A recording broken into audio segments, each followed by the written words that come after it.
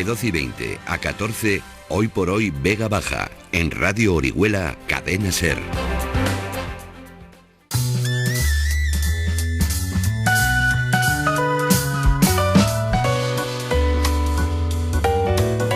Bien, pues ya os lo decíamos, hoy vamos a también seguir conociendo la historia de Orihuela a través de sus calles, de sus plazas, de sus viales, edificios, con Antonio Mazón. Antonio, buenos días. Buenos días, Juan Pablo. Bueno, en el programa anterior nos quedábamos en la puerta de Santa Justa.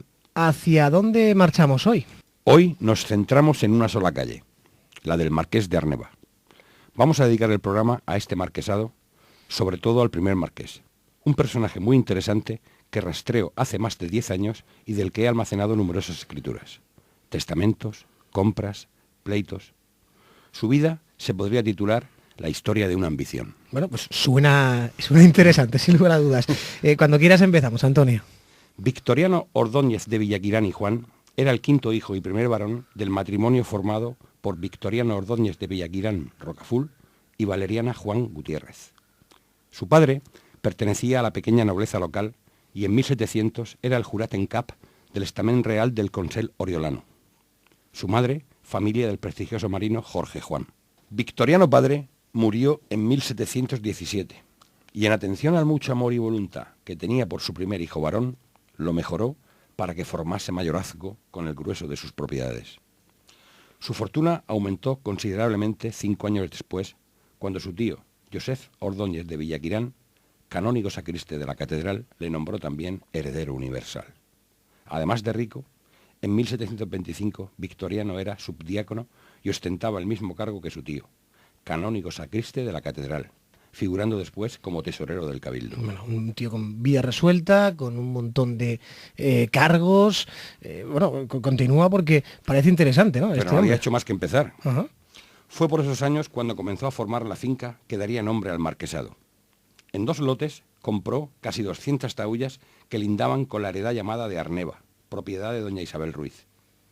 En 1728 era ya propietario de gran parte de la finca de doña Isabel, cuyos bienes estaban ejecutados por la Real Justicia.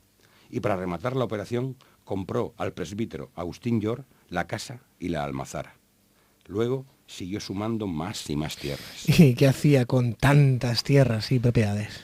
Ponerlas en arriendo, reservando una buena parcela para construir el célebre Jardín de Arneva, destacado por Carlos Beramendi en su obra Viaje por el Reino de Valencia.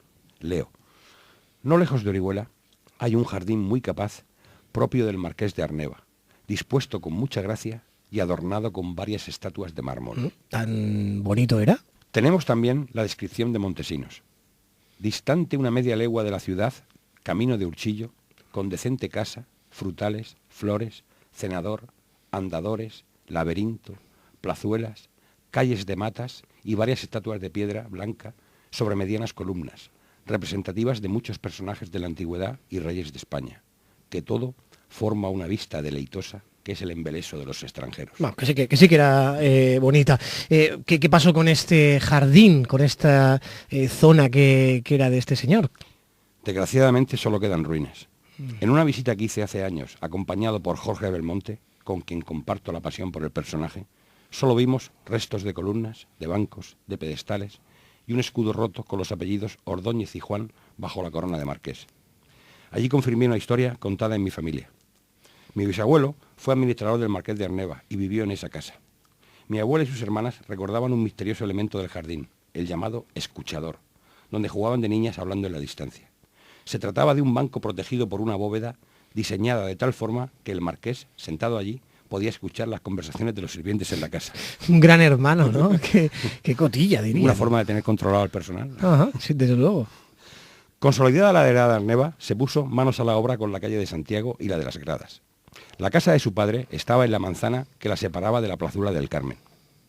El aspecto de esta zona era muy diferente al actual.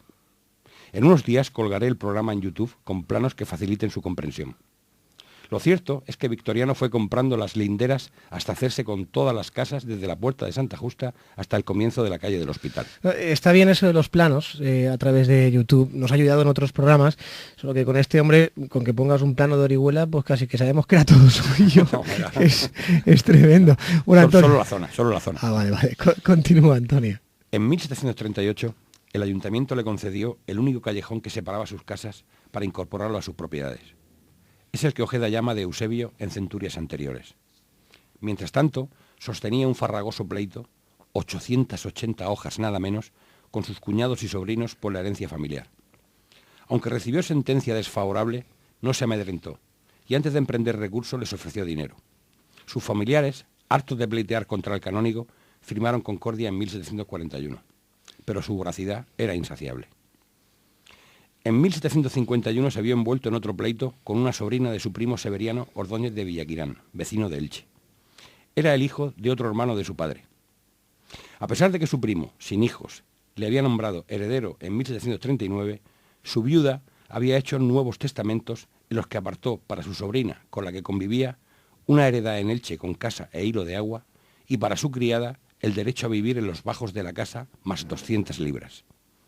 Pero en testamento fechado en 1747, cuando estaba ya muy enferma, apartó 100 libras para la criada, una pensión de 20 libras para la sobrina y el resto se lo dejó a don Victoriano. La sobrina desheredada alegó la grave enfermedad y adelantada edad de su tía, por lo que era fácil de engañar.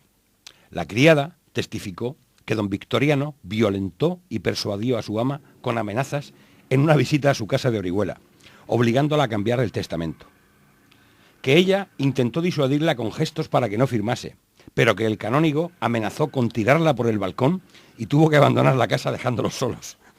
Yo estoy flipando, esto es una auténtica, culebrón, ¿no? Es impresionante. Bueno, ¿qué hizo la justicia con todo esto? Nada.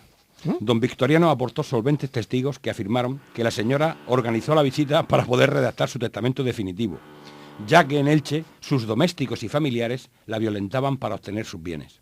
El testimonio de la sobrina, y menos aún el de la criada, partes interesadas en la herencia, no se tuvieron en cuenta, y así don Victoriano reunió en 1750 las propiedades de los 3 hermanos Ordóñez de Villaquirán. Don Victoriano, este es otro, lo tenemos que apuntar entre los ilustres. Menudo tipo. La culminación de su obra llegó 3 años después. Fernando VI le concedió el marquesado de Arneva en mayo de 1753. Victoriano había llevado su apellido a la alta nobleza. Por esas mismas fechas protagonizó otro suceso que pasó a los anales de la historia de Orihuela. En 1748, la imagen de la Virgen de Monserrate fue trasladada a la catedral por la reconstrucción de su templo. Allí, don Victoriano, que además de canónigo era presidente de la cofradía de Monserrate, consiguió llevarse a su oratorio privado la imagen del niño para que le ayudase a curar de una enfermedad. Pero falleció en 1765 sin devolverla. Fue enterrado en el vaso funerario de la cofradía de San Pedro en la catedral. No sabemos nada del niño. Sigue ahí, no tiene... Ahora, espera un poco. Vale. ¿Algo más que contar sobre este personaje?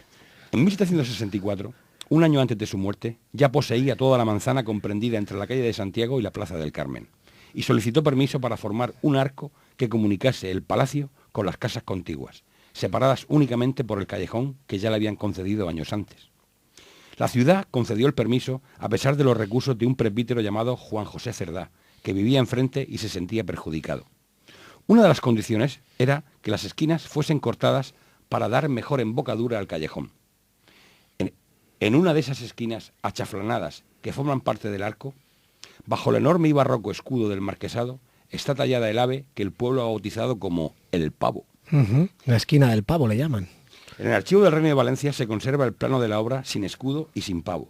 No sé si el autor simplificó el dibujo y no los puso, si el escudo llegó después de 1764 o si el pavo se talló tras desaparecer el arco para embellecer la esquina viuda.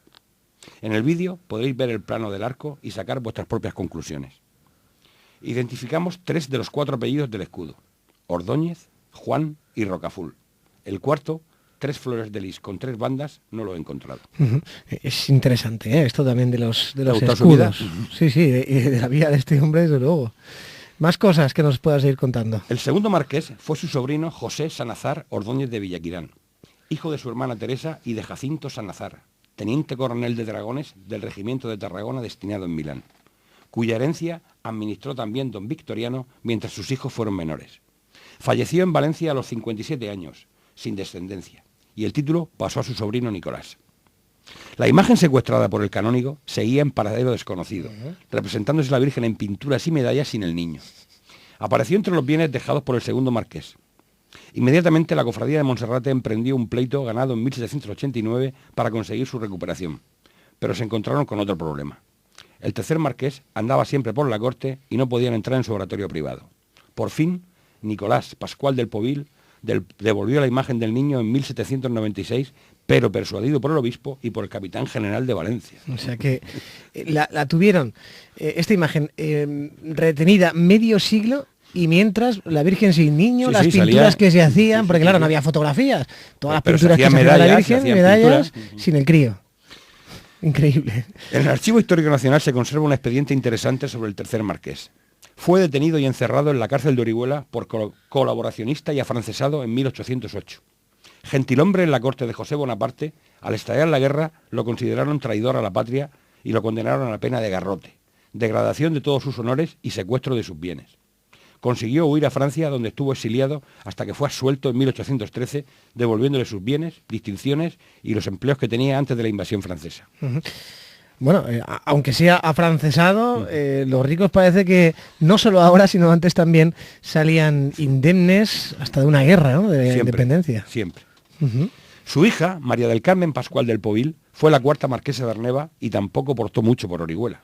Nacida y casada en Madrid, era dama de la reina María Luisa y casó con Pedro de Alcántara Carvajal, marqués de Villalba de los Llanos. Durante su marquesado se tituló la calle Marqués de Arneva. ¿Por algún motivo especial? Sí. En 1857, el ayuntamiento decidió ensanchar la calle de Santiago frente a las casas del marqués de Arneva. Solo tenía 6 palmos de anchura y una vuelta muy violenta que entorpecía el tránsito y provocaba accidentes. Para remodelar y alinear la calle necesitaban tirar 7 casas, y las 7 eran del marqués de Arneva, al que enviaron un escrito con la tasación efectuada por el maestro municipal. En marzo de 1858, el marqués respondió, leo: el valor de todo el dicho terreno, comprendiendo el de los quebrantos sufridos, según valoración practicada por el maestro de obras titular de esta ciudad, asciende a la cantidad de 27.420 reales, de los cuales cedo al ayuntamiento 12.420 y solo habrán de abonárseme los 15.000 restantes. El consistorio, agradecido al marqués de Villalba y de Arneva por su gesto altruista, acordó que en adelante lleve el nombre de la calle del marqués de Arneva todo el trozo comprendido desde lo que antes era el principio de la de Santiago hasta el callejón del maestro Esteban, desde el cual tomará ahora principio la calle de Santiago. Bien, bueno, pues algo bueno hizo. Ya sabemos por qué se llama Marqués de Arneva. O sea, que renunció a la mitad, podríamos decir, del pago de una expropiación. Sí. ¿No? Más o menos. ¿Algún otro marqués? Ojalá tuviésemos tiempo para hablar de todos. Durante el siglo XIX, el título pasó por los apellidos Carvajal y Echevarría hasta llegar a María Luisa de las Mercedes de Echevarría, séptima marquesa de Arneva, que se casó con Adolfo Guandosel Calvache, un próspero empresario de la Unión del que te puedo contar algunas anécdotas curiosas. Bueno, aparte de su apellido, porque Guandosel, no sé dónde será. Cuenta. Adolfo era hijo del acaudalado minero Pío Guandosel, y junto a su hermano, también llamado Pío, formaron parte del entonces llamado Madrid Fútbol Club. Solo hay que buscar en la página del Real Madrid para encontrarlos en su primera alineación con los nombres de Guandosel I y Guandosel II. Eran futbolistas los Guandosels. Los hermanos Guandosel habían pasado una temporada en Inglaterra y al instalarse con su padre en la capital, se sumaron a la moda del nuevo deporte para burgueses adinerados, que eran a la vez directivos y jugadores. Paradojas de la vida. Hace tiempo me enteré de que los seguidores del Fútbol Club Barcelona de San Bartolomé celebran sus victorias bajo el arco de los Anticos de Piedra, el mismo que lleva grabadas la P y la W de Pío Guandosel. Madre mía, qué paradoja. No sé si ellos lo sabrán. Pues como madridista debe estar revolviéndose en su tumba. ¿Cómo llegaron a Orihuela? En noviembre de 1901, Pío Guandosel padre compró un lote de 16 fincas en Orihuela y Murcia. Una de ellas, llamada Molino de la Ciudad, incluía un viejo molino harinero de cereales y pimentón con 6 muelas. Pío, hábil hombre de negocios y muy aficionado a la ingeniería, se dio cuenta de las posibilidades que ofrecía el salto de agua sobre el que estaba sentado el molino, y lo derribó para construir una fábrica de electricidad a la que el ayuntamiento autorizó para hacerse cargo del alumbrado público de la ciudad, sustituyendo a la atrasada sociedad la luz. Todo el proceso lo conté en mi artículo y se hizo la luz. Eléctrica Guandosell fue vendida a la compañía Riegos de Levante, absorbida después por Hidroeléctrica Española. El edificio volvió a ser molino hasta que lo compró la Fundación Pedrera para restaurarlo aprovechando los fondos europeos, para luego dejarlo morir abandonado como está en la actualidad. Sí, es triste ver cómo se deteriora día a día un edificio tan bello. Una pena. Vamos terminando. En diciembre de 1913, Adolfo Guandosell Calvache fue nombrado alcalde de Orihuela y 2 años después se casó con la marquesa de Arneva. Con su hijo, llamado Adolfo Guandosell y Echeverría, llegó la decadencia. El palacio dejó de ser residencia familiar y fue arrendado como instituto laboral. Posteriormente fue adquirido por el consistorio oriolano, trasladándose desde la Plaza Nueva a este edificio, uno de los más espectaculares y destacados palacios barrocos de la ciudad. ¿Quién es actualmente el marqués de Arneva? El 9º marqués se llama José María Guandosell y, curiosamente, es la primera vez que un mismo apellido aguanta 3 generaciones en el marquesado de Arneva. Y con esto terminamos el programa por hoy. Pues nada, Antonio Amazón, como siempre, muchísimas gracias. A ti, Juan Pablo. Hasta el mes que viene. Cerramos el programa con la música.